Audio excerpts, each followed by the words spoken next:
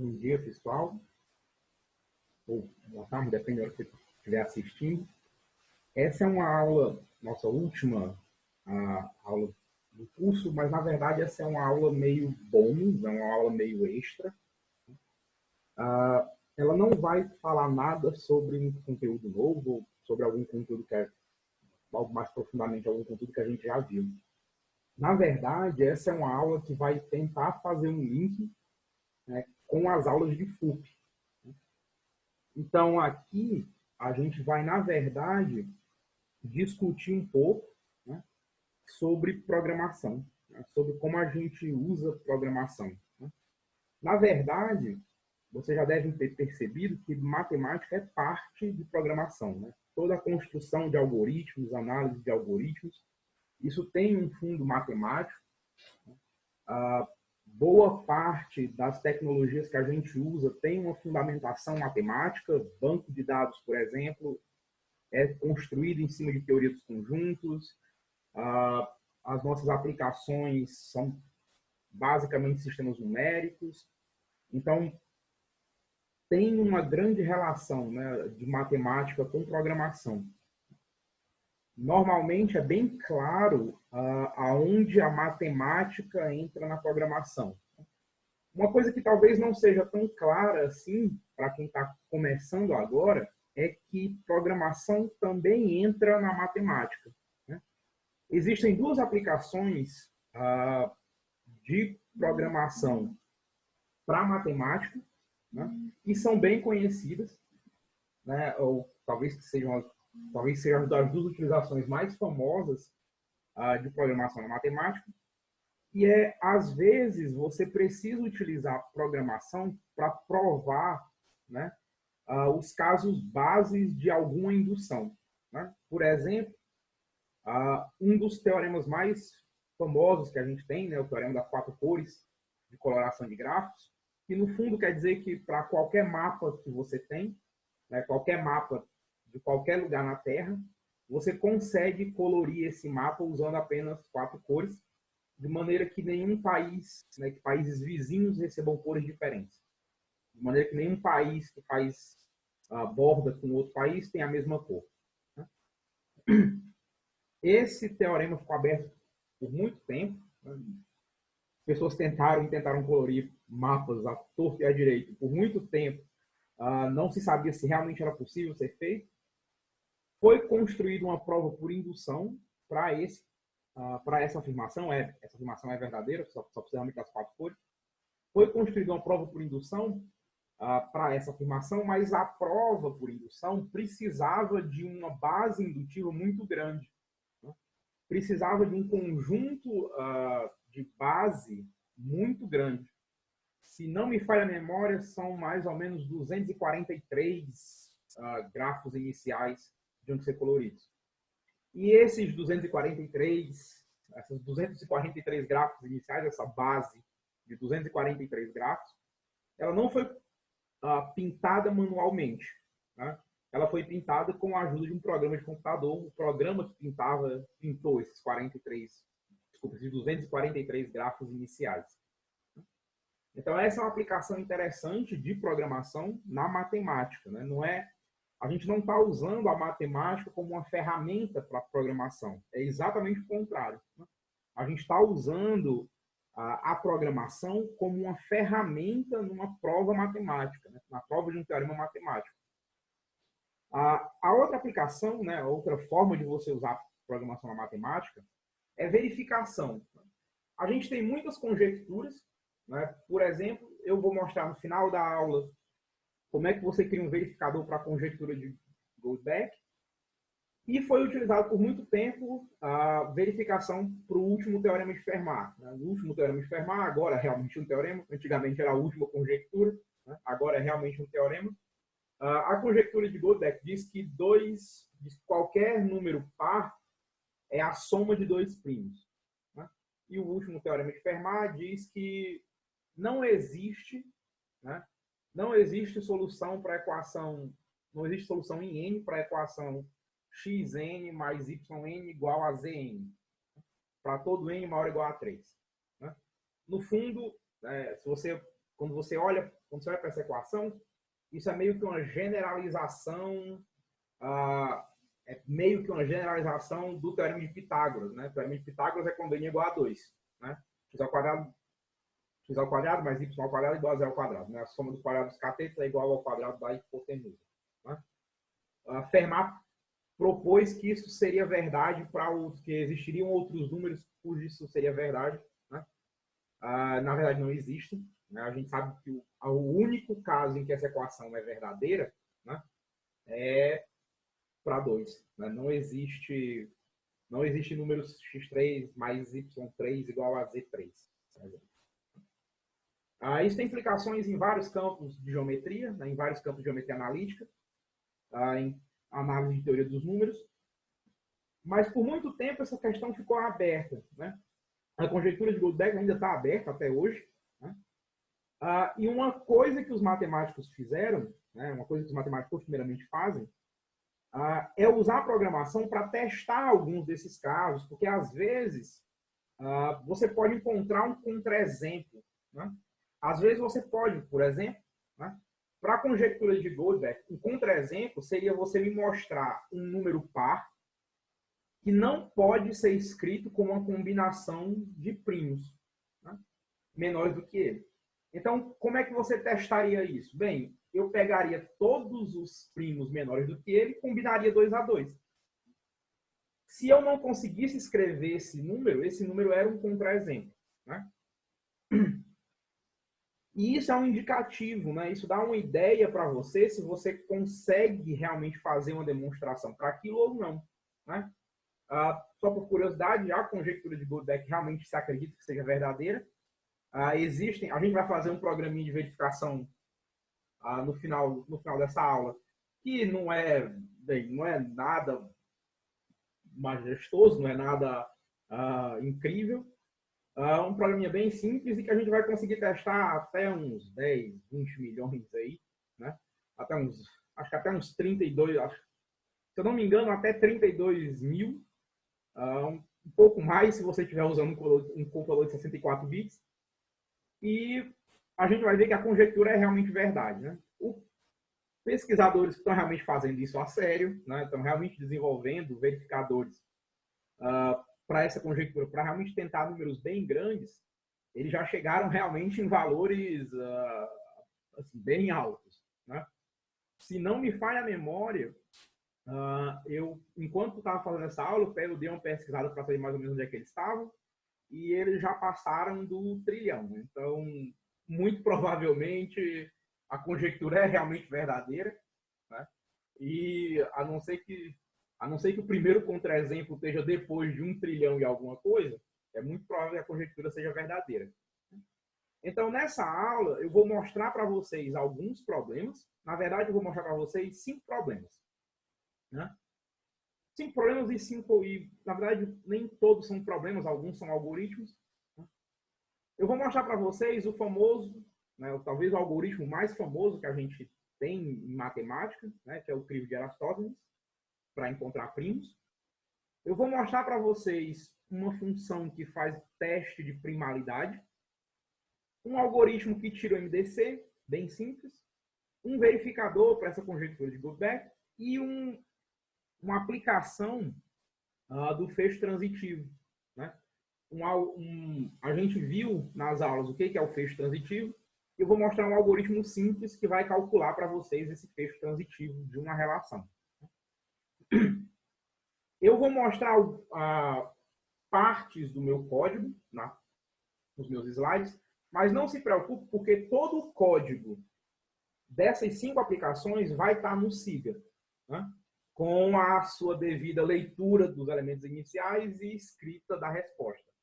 Nos slides que eu vou mostrar, eu vou ignorar as entradas e saídas. Então, quando os números aparecerem, né, quando as variáveis aparecerem lá, pode ficar tranquilo que elas já estão preenchidas com seus valores.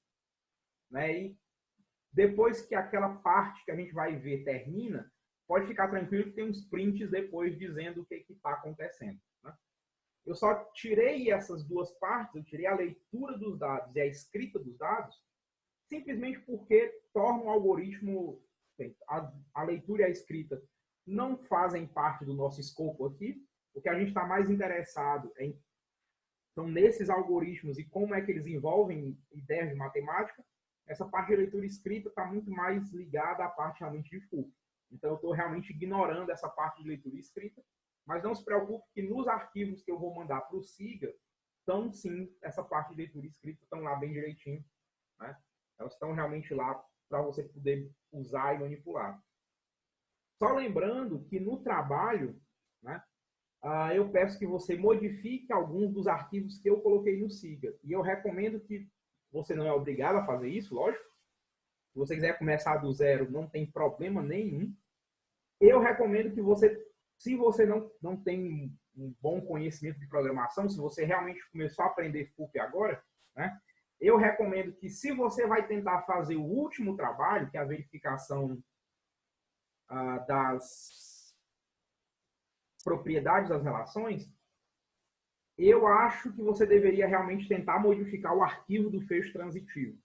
Porque tem uma leitura de arquivos que eu não tenho certeza que vocês viram ou que vocês sabem como é que faz em Python. Né? Então, eu realmente recomendaria você mexer no arquivo do fecho transitivo, se você pretende fazer esse trabalho. Os outros não, são leituras bem simples. Eu acredito também que, se você não quiser usar, já começar do zero, não tem nenhum problema. Né? Mas o do fecho transitivo, se você começou a aprender FUP agora, eu acho uma ideia melhor usar o fecho transitivo para ler o arquivo do que realmente começar do zero. Né? Tá certo? E, de novo, não se preocupe em decorar os algoritmos ou decorar os códigos, alguma coisa assim. Todos eles vão estar no SIGA e completos. E nos meus exemplos eu vou estar ignorando realmente as leituras escritas. Ok? Pois bem, vamos lá. O que é o nosso primeiro, né? Na verdade, não é um problema, o nosso primeiro algoritmo, né? Que é o crivo de Erastótenes. O que esse cara vai fazer, né? O que é a entrada dele?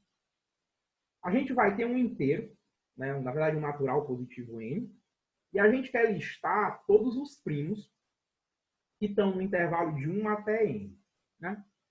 Como é que a gente vai fazer isso? Né? Como é que o crivo dá a ideia para a gente fazer isso? Aqui, a gente tem que começar a pensar, né? A mudar um pouco a ideia que a gente tem, a pensar de uma maneira um pouco mais algorítmica. Né? Vamos lá. A gente quer fazer alguma coisa para encontrar esses primos. Não existe uma função que vai dar esses primos para a gente. Então, não é por aí. Mas, vamos lá. A gente tem que procurar esses primos nesse intervalo de 1 até n. Esse intervalo dá a ideia para a gente de que a gente vai ter que usar um laço. De alguma maneira. De alguma maneira, a gente vai ter que usar um laço para ir de 1 até n. Então, o nosso método ele vai ter um laço. O que importa para a gente agora é saber o que a gente vai fazer dentro desse laço. Vamos pensar no seguinte. O que é um número que não é primo? É um número que pode ser dividido por um primo. Isso quer dizer que ele é um múltiplo de um primo.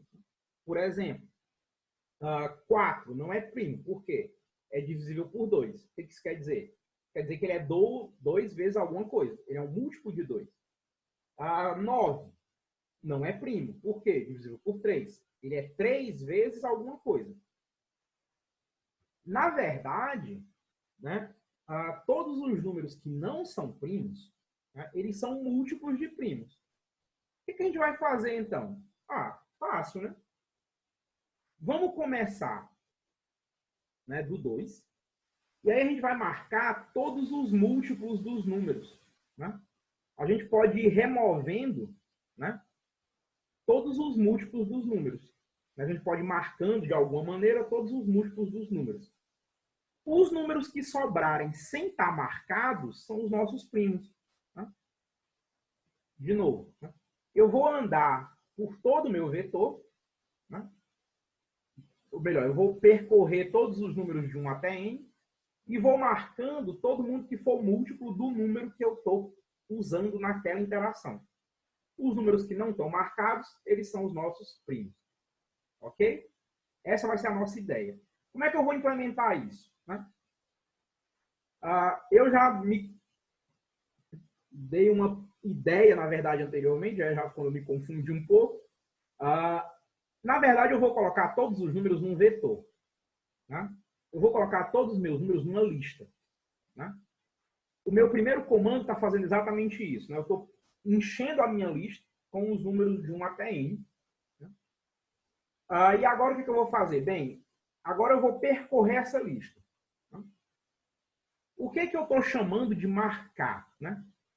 Toda vez que eu encontrar um múltiplo, certo? Do número que eu estou correndo no meu laço, no meu for, eu vou marcar aquela posição com menos 1. Ou seja, eu vou começar o meu laço com 2. Né? O meu i começa valendo 2. E agora o meu AUX, né? Eu vou criar uma variável auxiliar, que ela vai começar com 2 vezes o meu número corrente. Né? Professor, por que 2 vezes o seu número corrente? Que é para não marcar o próprio número. Né? Por exemplo, quando eu começo com 2, né, na minha primeira interação, eu não posso marcar o 2. Eu tenho que marcar a partir do 4. Né? Primeiro múltiplo daquele número. Então, eu vou começar a minha variável auxiliar com 2.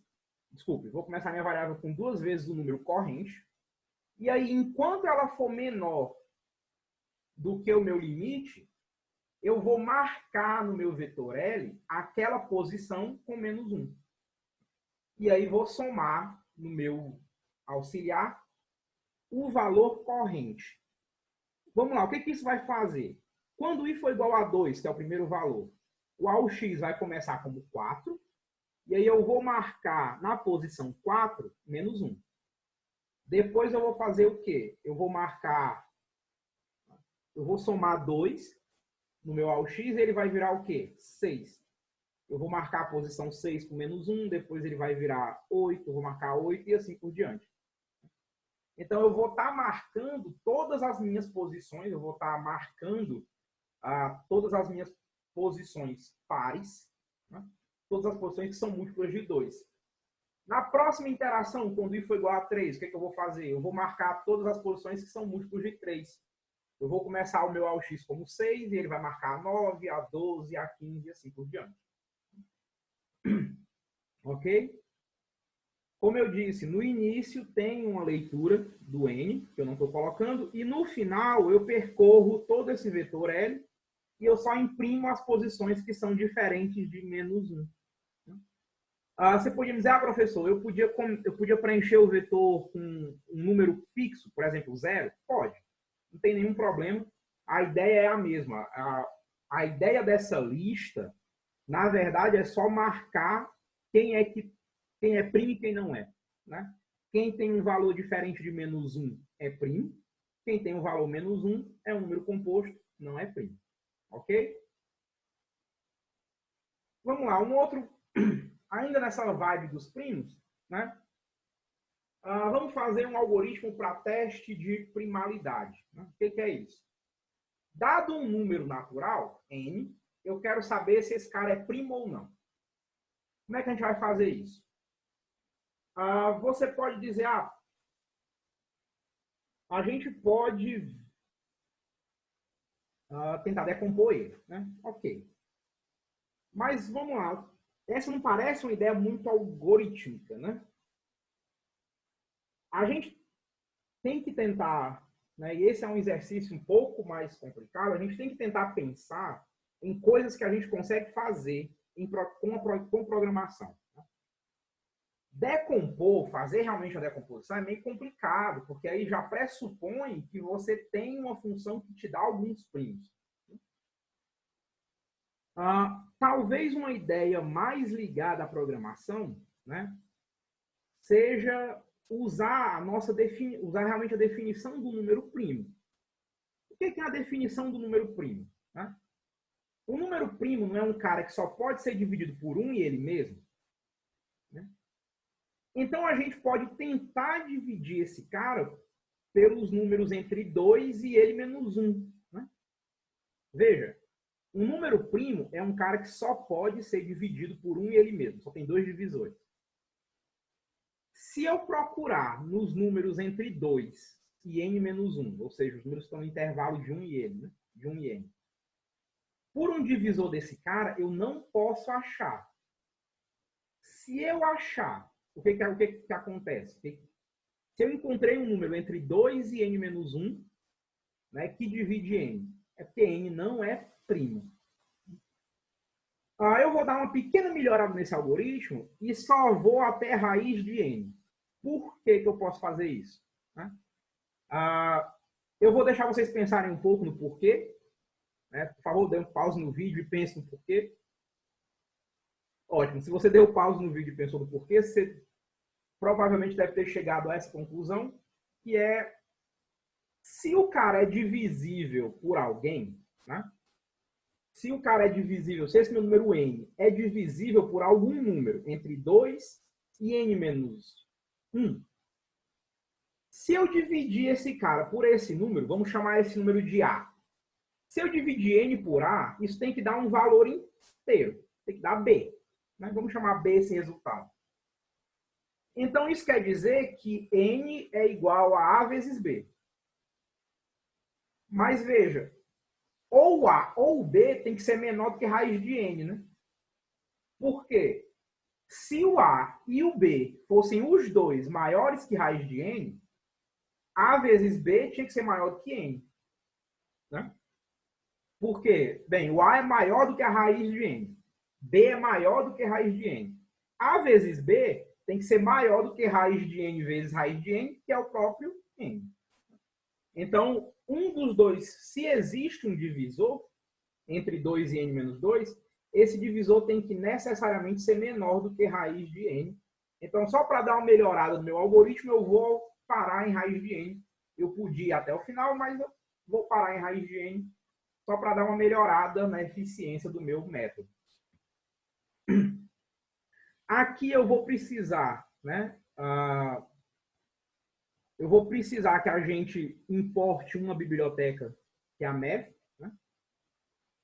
Por quê? Para poder usar a raiz quadrada. No fundo, se você podia dizer absurdo, quer dizer que se eu fosse até se eu fizesse realmente do 2 até o n menos 1, eu não precisava importar essa biblioteca. Não, você podia ignorar isso sumariamente.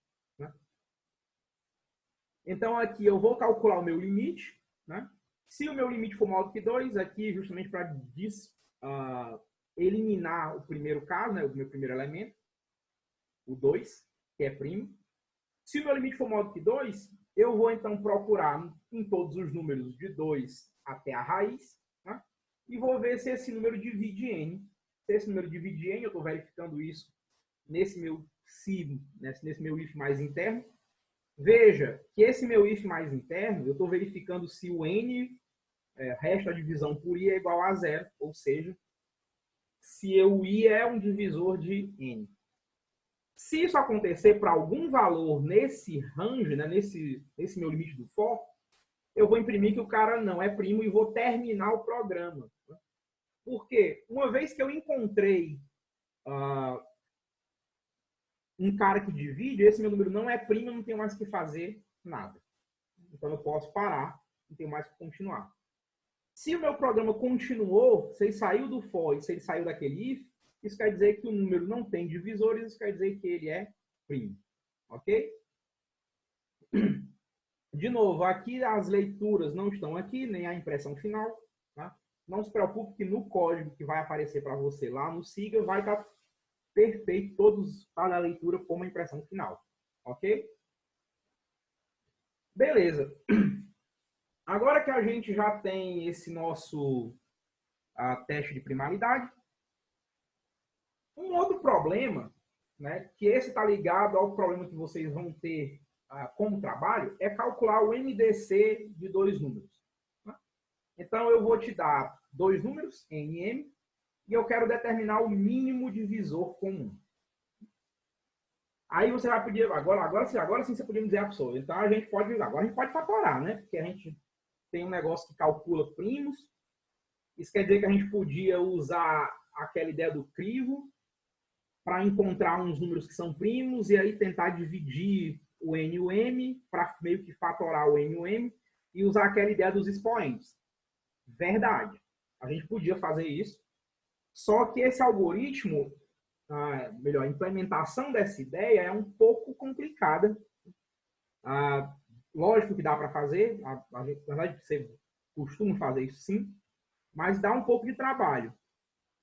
Vamos tentar uma ideia um pouco mais computacional, né? Vamos tentar uma ideia um pouco mais algorítmica. Vamos usar a definição do MDC. O que é o MDC? É o menor divisor comum. O que é um divisor comum? É um número que divide tanto n quanto...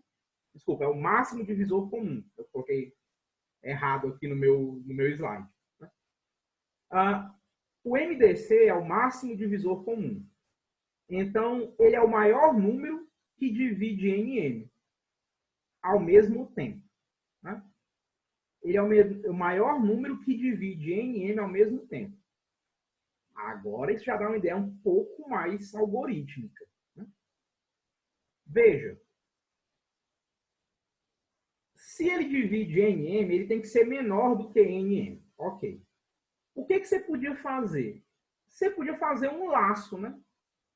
A gente podia começar de 1 e ir até o menor do N ou do M, né? Qual seja o menor dos dois. E a gente podia ir verificando se aquele cara divide ou não os dois. Se ele dividir os dois, se ele dividir ambos, né? Ele é um candidato ao MDC.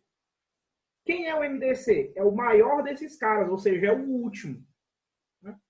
A gente, então, podia ir guardando esse valor numa variável, e essa variável era atualizada toda vez que a gente conseguisse dividir os dois.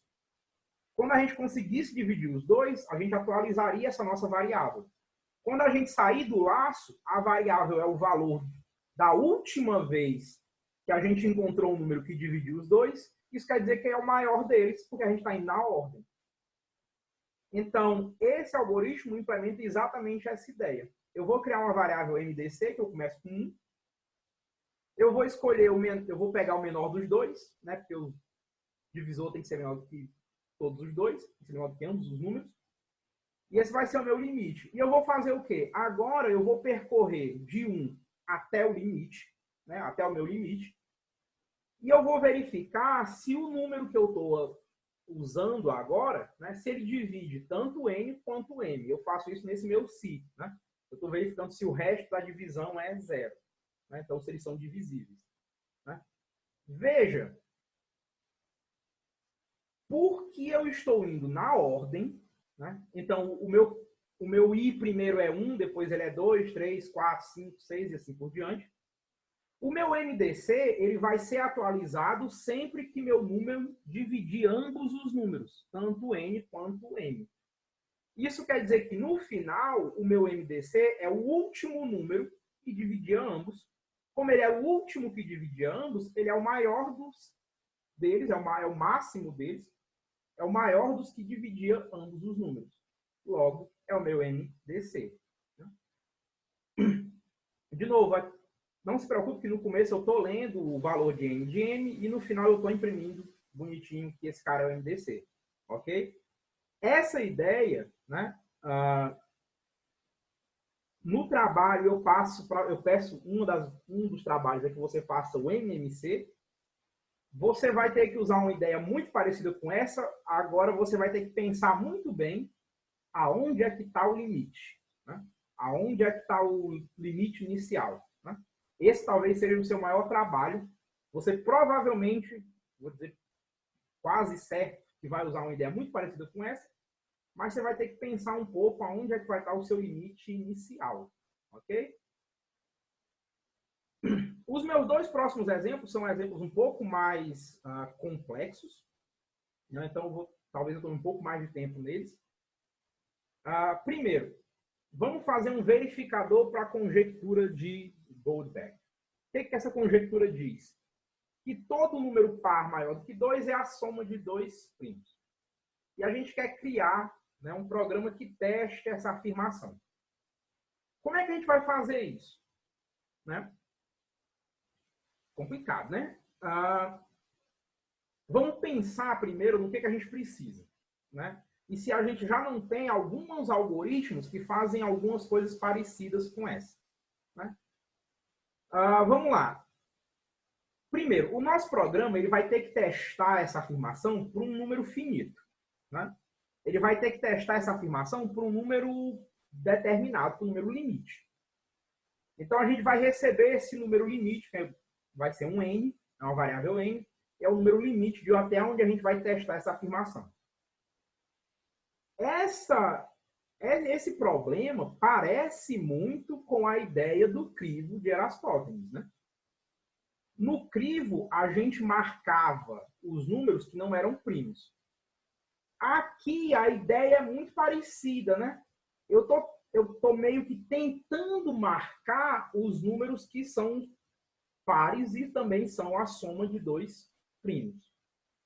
Então, ok. Parece muito com a ideia do crivo, né?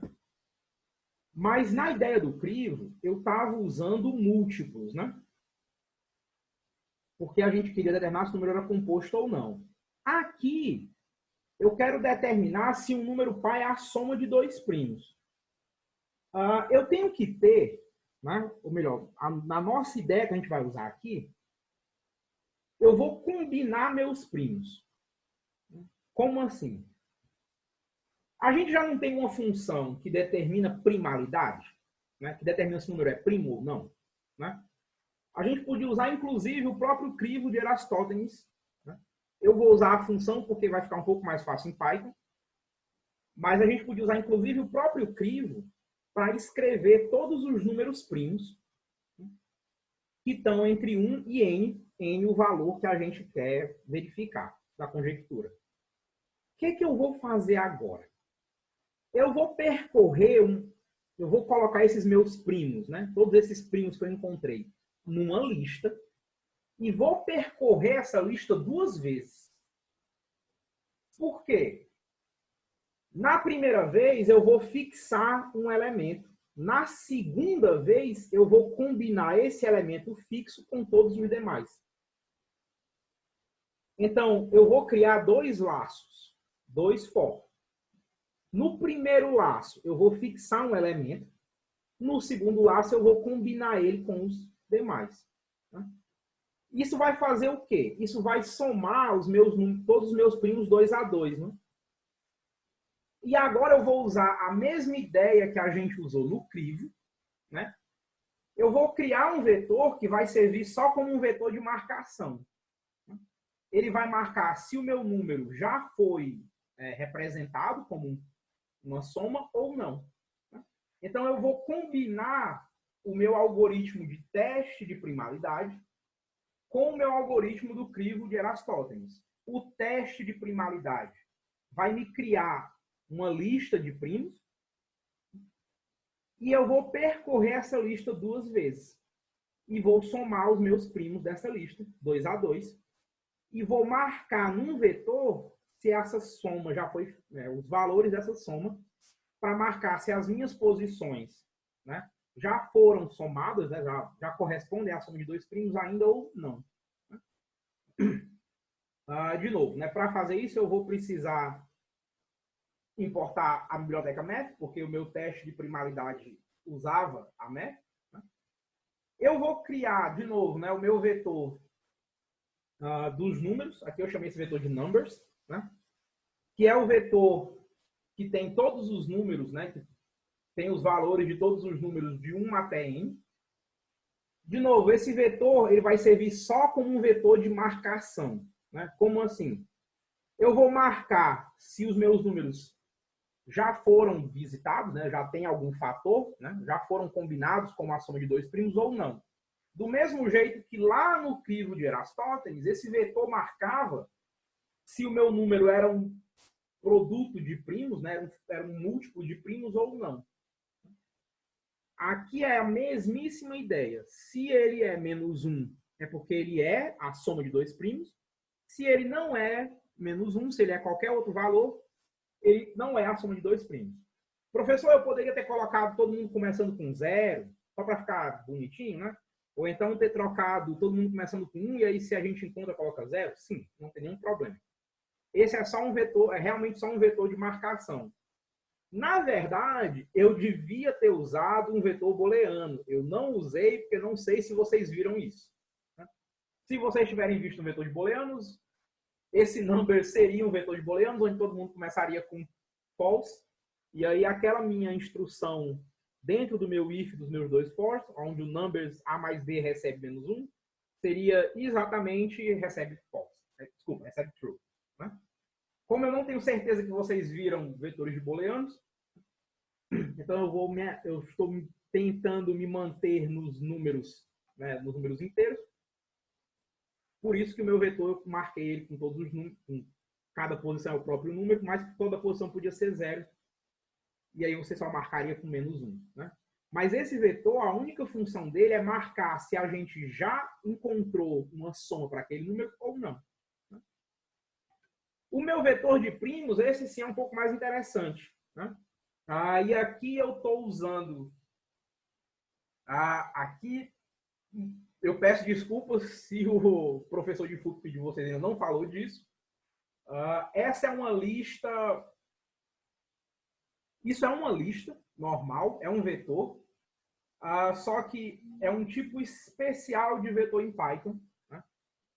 Você consegue, na verdade, descrever um vetor, né, ou descrever uma lista em Python, fazendo meio que uma interação, né, fazendo meio que um laço.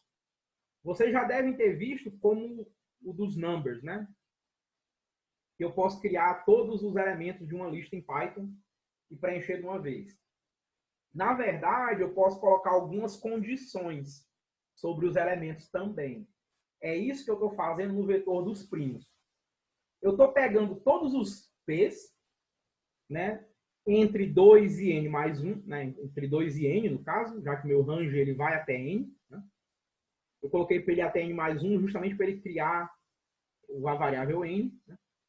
Então, os meus primos, eu vou pegar todo mundo que está entre 2, né, e n, se esse cara é primo. E o que é esse primo, né, esse prime? Né?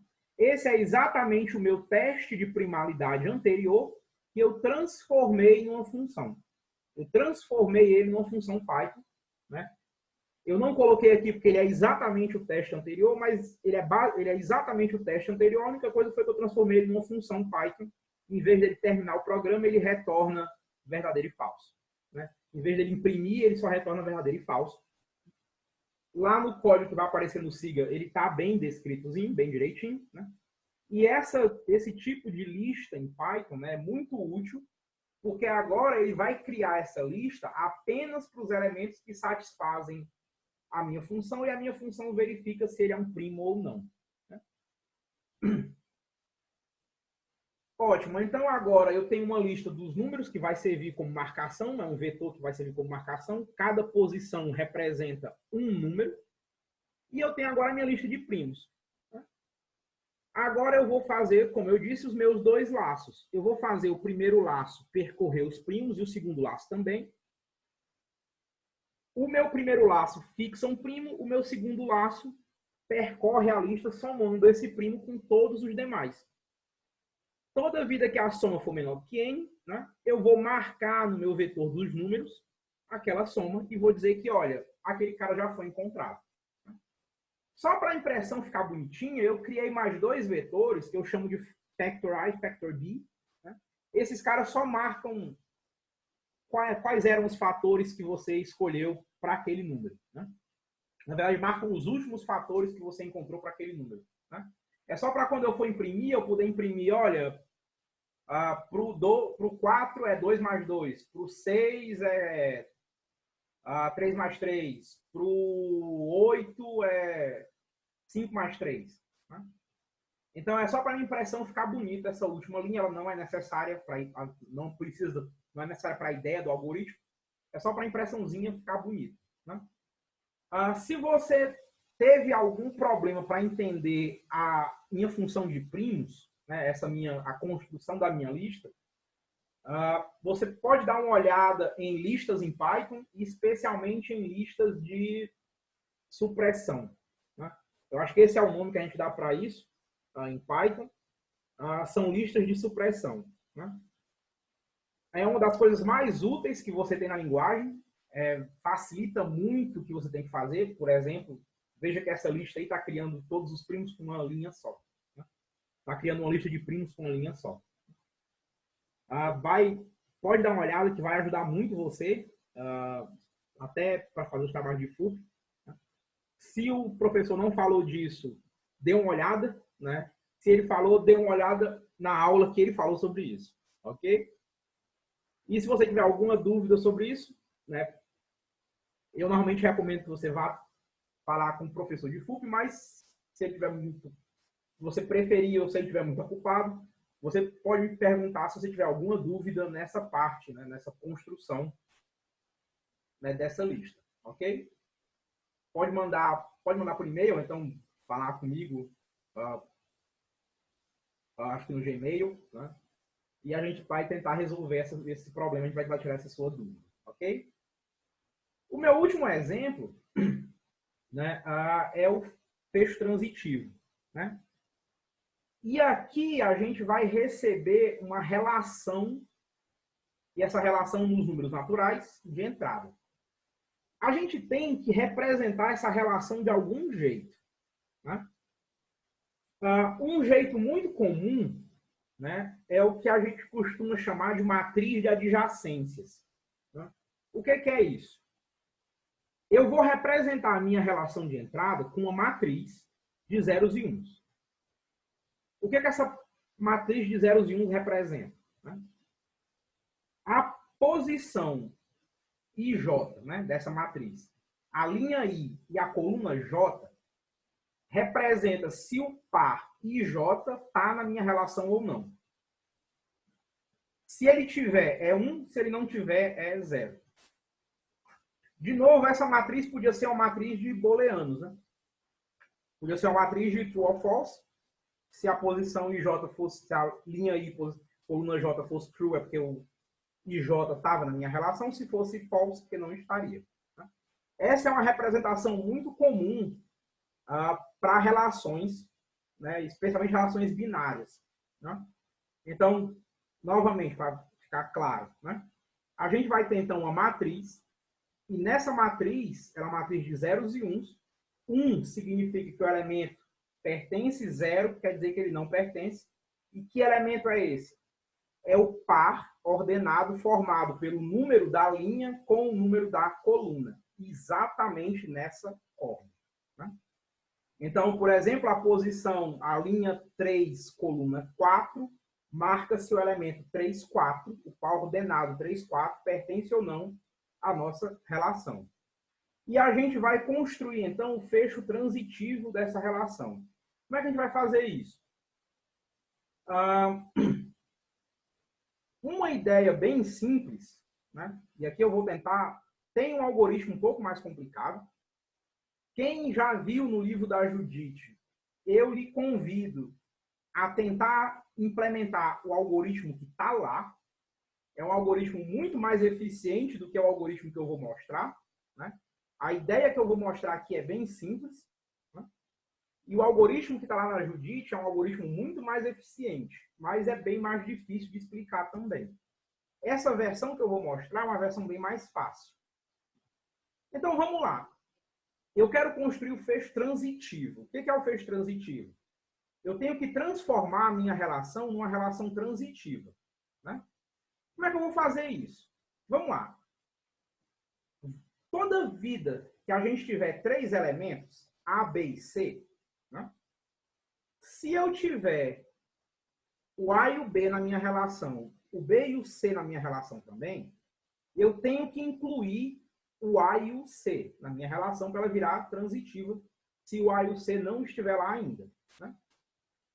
De novo, eu vou pegar 3 elementos. O A, o B e o C.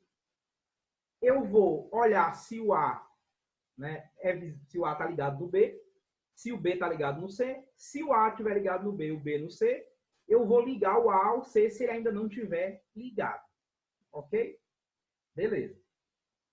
Mas aí você pode pensar, professor, beleza, isso quer dizer que vão ter 3 laços, né? Um laço que vai fixar o A, Um laço que vai fixar o B e um laço que vai fixar o C, né?